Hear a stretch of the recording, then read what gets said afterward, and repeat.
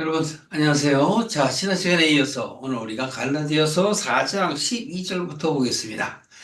지난 시간에도 말씀을 드린 바처럼 여러분들이 기억하시고 있겠지요? 사도 바울이 갈라디아 지방의 그 교인들을 얼마나 사랑하는가.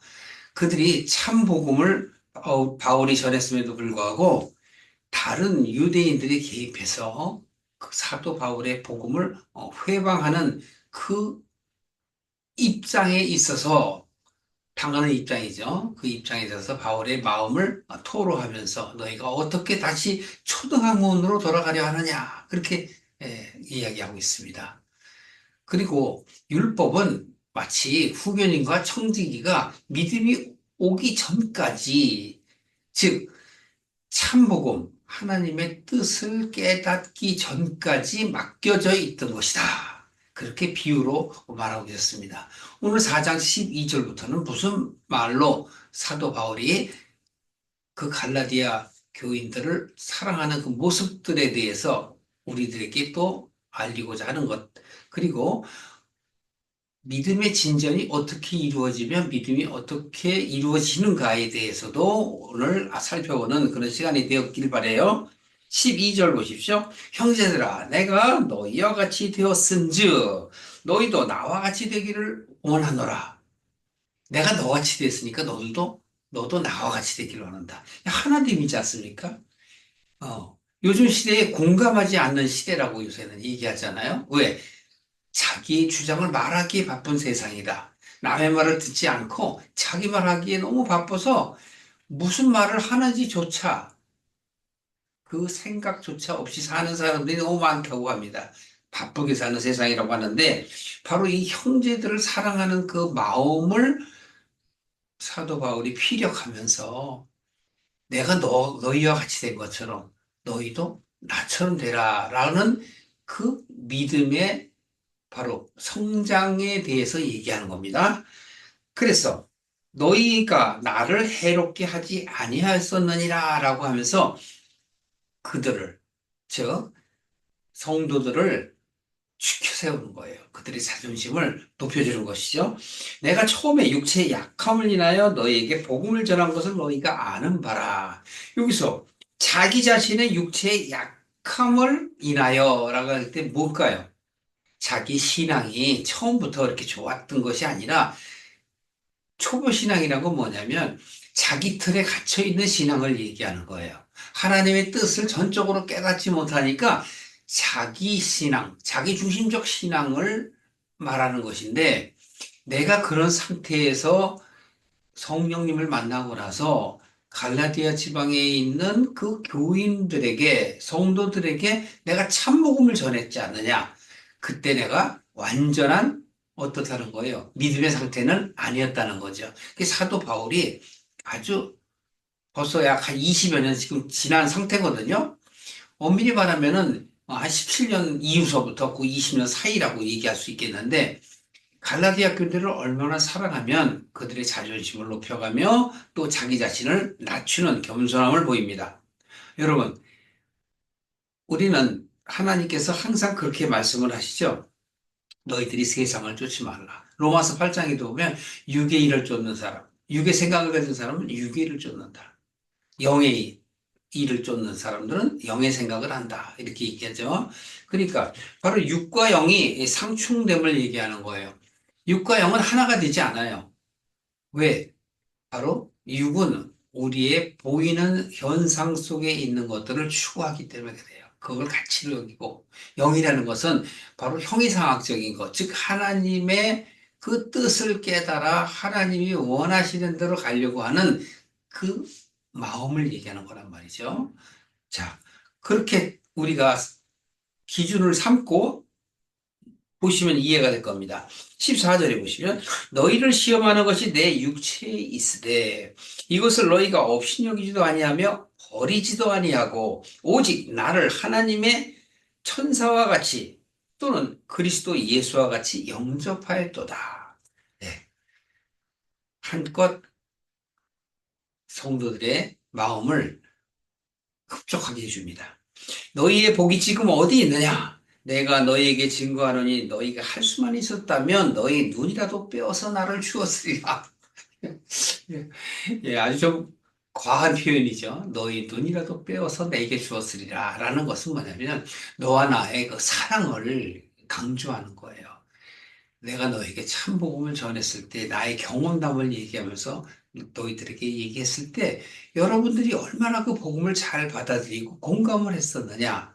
그런데 여러분들은 이방인이라고 해서 유대인들이 그 하나님을 믿는 그 경외심이나 그런 신앙심을 본받으려고 하는 건 좋지만 그들이 옛 것으로 돌아가서는 안 된다는 거죠. 새 사람은 옛 사람으로 다시 돌아가면 안 돼요. 그렇기 때문에 우리는 믿음이 후퇴되어서는 안 된다라는 것을 사도 바울이 강조하기 위해서 지금 갈라디아 그 성도들에게 자신의 마음을 피력하고 있습니다. 16절 보십시오. 그런즉 내가 너희에게 참된 말을 함으로 원수가 되었느냐. 원수라는 건 뭐예요? 적대시하는 거잖아요. 완전 적으로 간주하고 어, 안 볼 사람처럼 대했던 거 아니냐. 그런 식으로 지금 이야기를 하는데 저희가 너희를 대하는 열심 내는 것은 좋은 뜻이 아니요. 오직 너희를 이감 붙여서 너희로 저희를 대하여 너희를 어떻게 하겠다는 얘기예요. 열심을 내게 하려 합니다. 여기서 그 저희라는 건 바로 유대인들을 얘기하는 거예요. 유대인들이 와서 지금 너희들에게 열심을 낸다. 그 얘기는 뭐냐면 정서적으로, 감정적으로 잘 지켜 세우면서 신앙을, 너희가 바른 신앙을 가지려면 율법을 지켜야 한다. 우리도 예전부터, 조상으로부터 그러한 율법을 지켜왔고, 또 우리가 예수님의 제자들이 아니냐. 이런 식으로 지금 이야기를 하는 거예요. 그들은 실제적으로 율법에서 벗어나지 못했어요.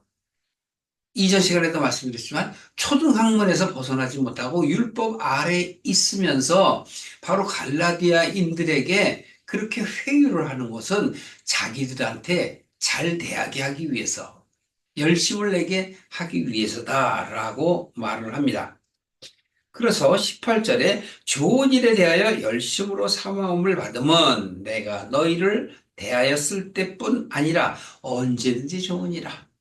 예. 우리가 참 신앙을 갖고 참 믿음을 갖는 것은 참 좋은 것이다. 그런데 19절 보세요. 나의 자녀들아. 이제는 자녀들이라고 표현해요.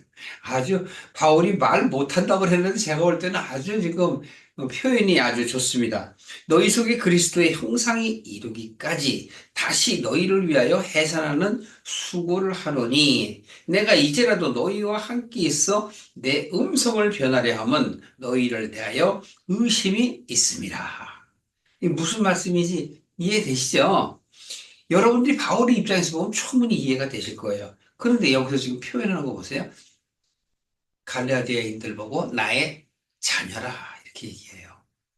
그러니까 자녀라고 표현하고 우리가 아버지, 아들 또는 이런 여러 가지 친구, 이런 관계, 인간의 관계들은 바로 무엇을 이야기하는 걸까요?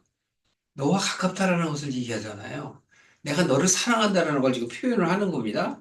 그러면서 그리스도의 형상이 이루기까지, 그리스도의 모습이 이루기까지라는 건 골로새 교인들에게도 2장에서 그렇게 말씀을 했는데 믿음이 자라는 것은 우리가 어느 정도 목표를 두고 가야 된다. 그러니까 그리스도의 장성한 분량에 이르도록 자라야 한다라고 말하는 것처럼 여기서 또 갈라디아인들을 상대로 바울이 자신의 그 신앙에 대한 것들을 피력을 하는 거예요. 그럼 우리는 그리스도를 따라갈 수가 없어요. 그러나 우리가 보이는, 즉, 들은 말씀대로 내가 아는 것만큼은 전할 수 있고 변할 수 있죠. 예, 듣는다고 무조건 변하는 건 아니지 않습니까? 내가 너희를 위해서 해산하는 수고를 하겠다 이거예요. 해산하는 거 뭐죠? 얼마나 고통스럽습니까? 바울은 결혼도 안 한 사람인데 이런 표현을 하는 거예요. 내가 해산의 수고까지라도 내가 하겠다. 그런데 여기서 또 그 다음에 20절이 뭐냐면 내가 너희에 대해서 내 음성을 변하겠다라는 것은 뭐예요? 너희들이 제대로 가지 않을 때는 강력하게 하겠다.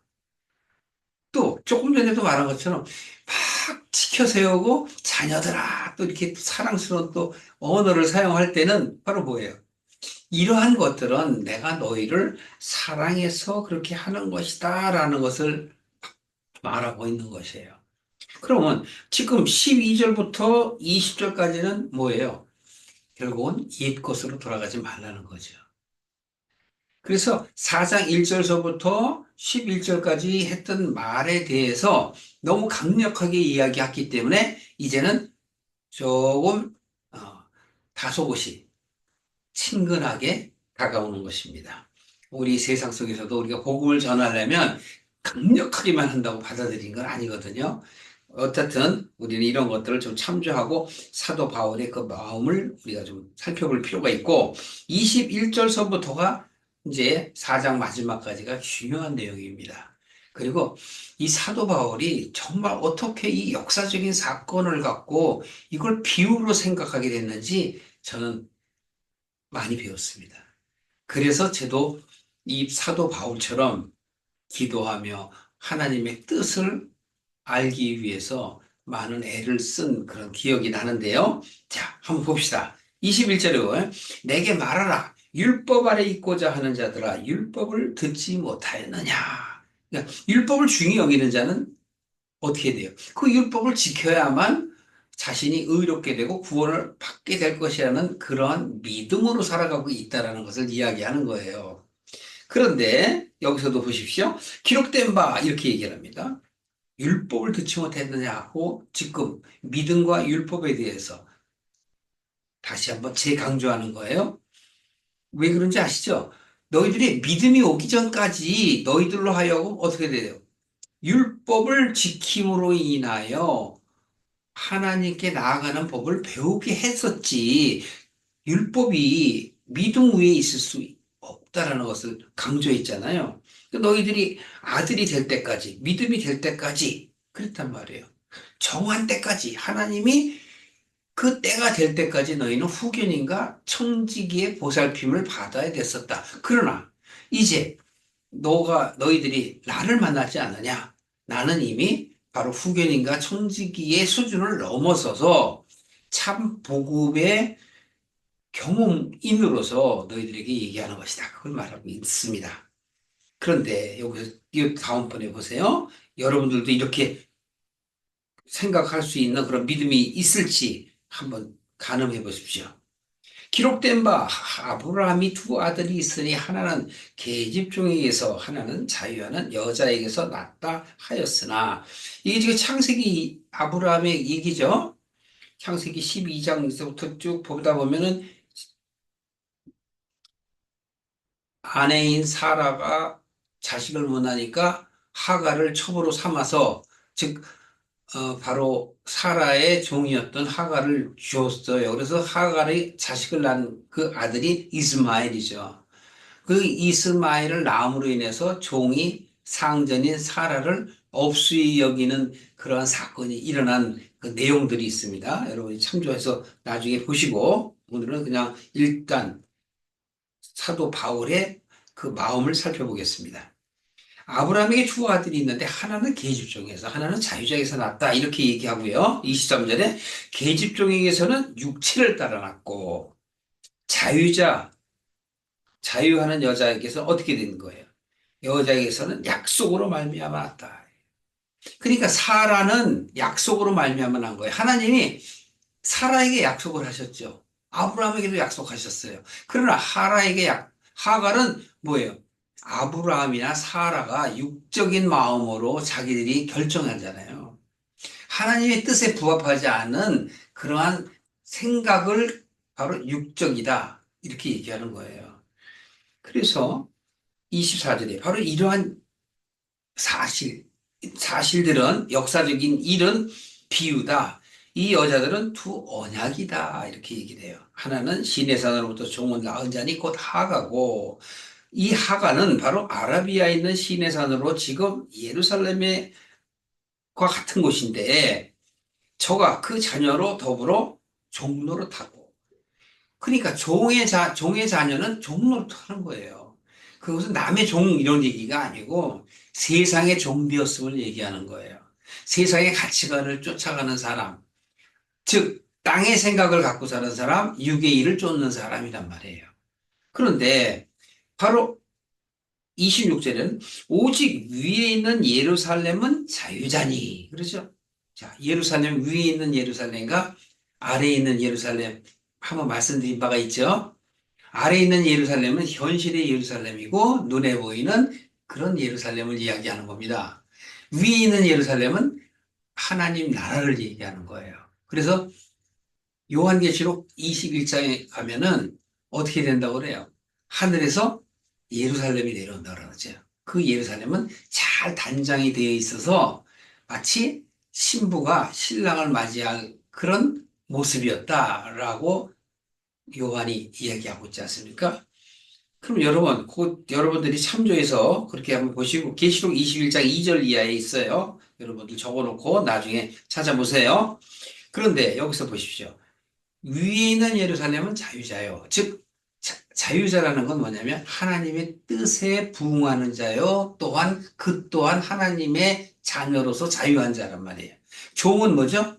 육체를 따라 났으며 주인의 종 노릇을 하는 거죠. 그렇기 때문에 하나님의 나라를 유업으로 받을 수 없어요.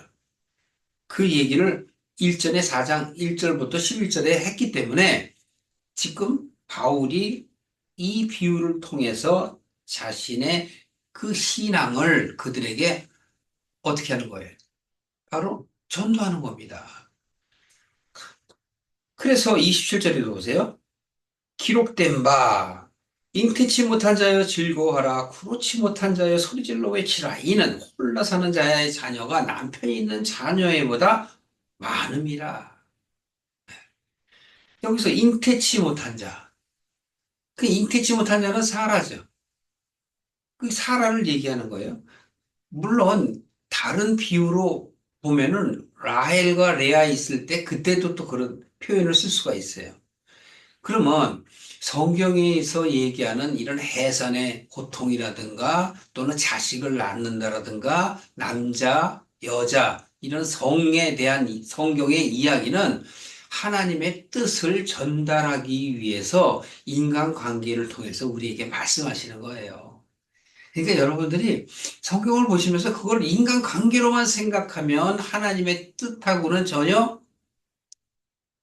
유리된 생각을 할 수밖에 없단 말이에요. 그래서 성경을 잘 봐야 되고 이렇게 사도 바울이 아니 그 역사적인 그 사실이며 인간관계인데 그걸 어떻게 비유라고 해석할까?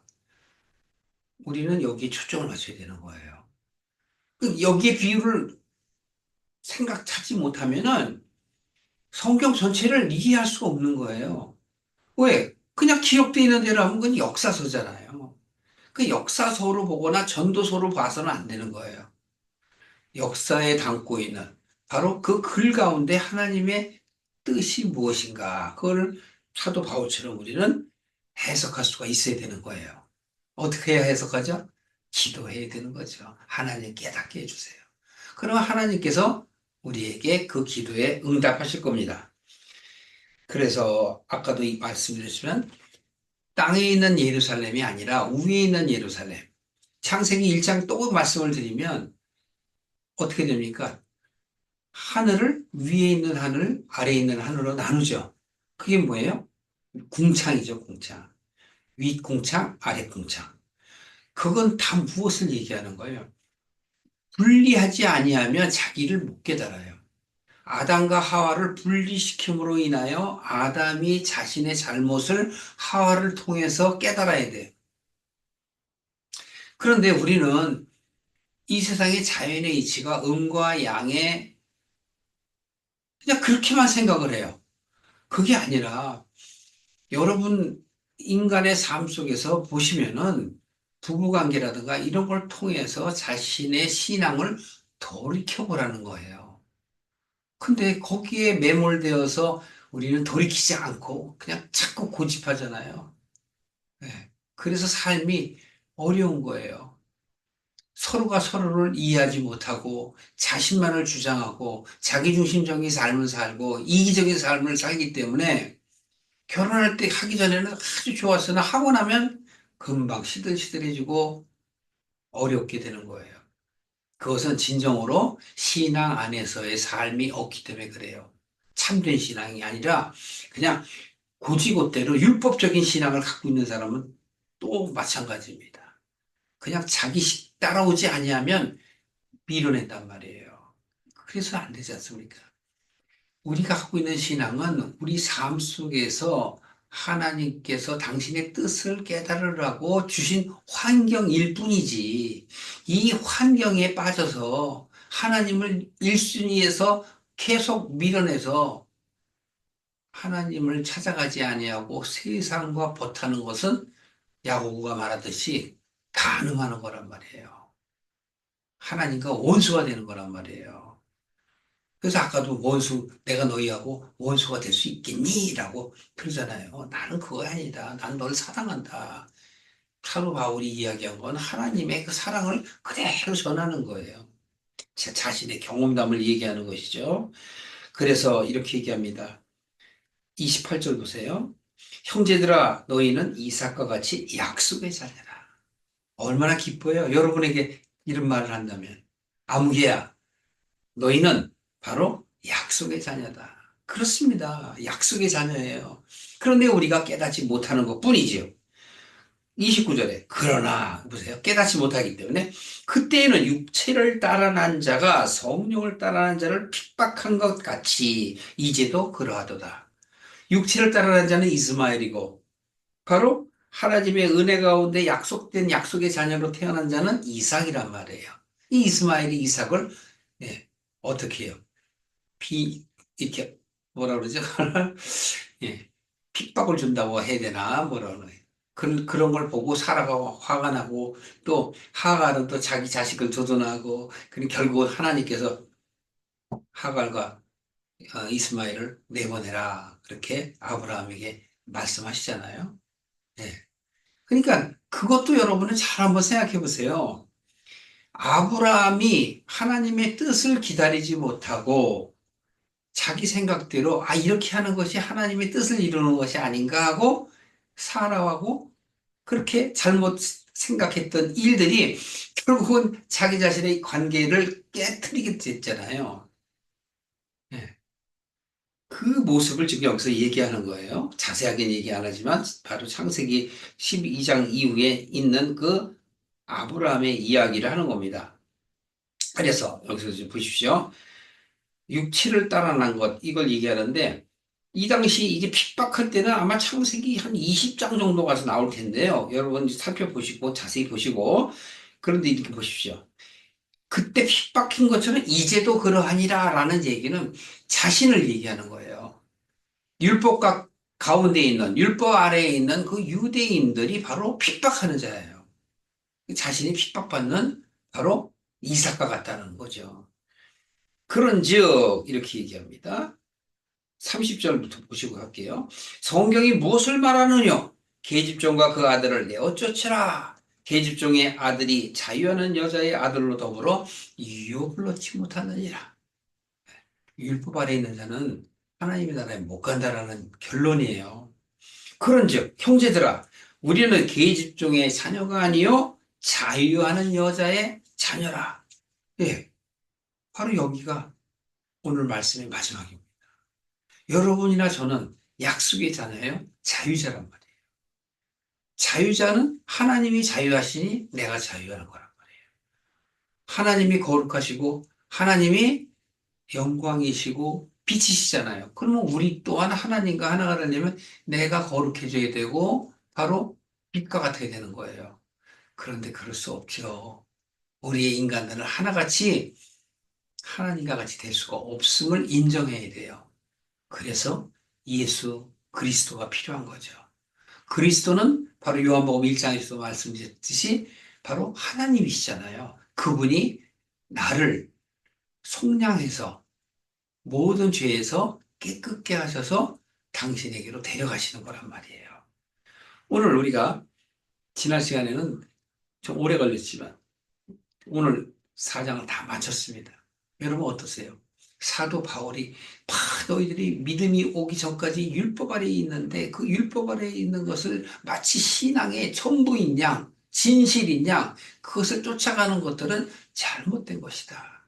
참된 것은 바로 거기서 벗어나야 된다. 내가 과거에 그랬었다. 율법 아래에 있는 바리새인 중에 바리새인이었다. 그러나 예수 그리스도를 만나고 나서 나는 새롭게 태어났으며 옛 것을 버리고 이제 새 것을 찾는 그러한 믿음의 참 사람이 되었고, 비로소 나는 바로 이삭의 그 후손인 바로 믿음의 자녀다. 약속의 자녀다. 그러니 여러분들도 바로 나의 자녀라고 내가 표현한 것처럼 함께 하나님의 나라에 매진하는 그런 사람들이 되자라고 말하고 있는 것입니다.